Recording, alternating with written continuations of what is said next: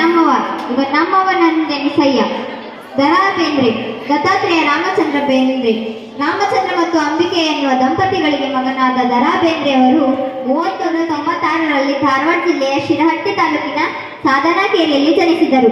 ದ.ರಾ. ಬೇಂದ್ರೆಯವರು ಕನ್ನಡದ ಖ್ಯಾತ ಕವಿಗಳಲ್ಲೊಬ್ಬರು. ಇವರು ಕನ್ನಡದ ಶ್ರೇಷ್ಠ ಲೇಖಕರಲ್ಲಿ ಒಬ್ಬರು. ಇವರು ಸಾಂಸ್ಕೃತಿಕ ಶ್ರೀಮಂತ ಹಾಗೂ ಗುಣಗಳಲ್ಲಿ ಅತ್ಯಂತ ಶ್ರೀಮಂತವಾಗಿದ್ದಾರೆ. ಆದರೆ ಭೌತಿಕ ಅತ್ಯಂತ ಬಡ ಚಿತ್ಪಾವನ ಬ್ರಾಹ್ಮಣ ಕುಟುಂಬದಲ್ಲಿ ಜನಿಸಿದರು.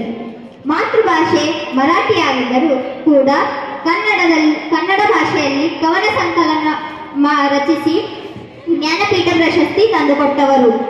ಈ ಒಂದು ಜ್ಞಾನಪೀಠ ಪ್ರಶಸ್ತಿ ತಂದುಕೊಟ್ಟವರು ದ.ರಾ. ಬೇಂದ್ರೆಯವರಿಗೆ ತುಂಬು ಹೃದಯದ ನಮನಗಳು.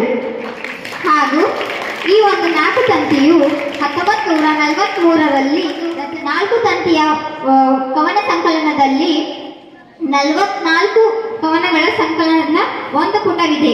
ಹಾಗೂ ಇದು ಆತ್ಮ, ಅಧ್ಯಾತ್ಮ, ಲೌಕಿಕ, ಪಾರಮಾರ್ಥ, ವ್ಯಕ್ತಿ, ಶಕ್ತಿ, ಕೃಷಿ, ರಾಜಕೀಯ, ಭಕ್ತಿ, ಬೋಧ, ಶ್ರವಣ, ಅಂತಃಕರಣ ಇತ್ಯಾದಿ ದ್ವಂದ್ವಗಳನ್ನು ಧ್ವನಿಸಿದೆ.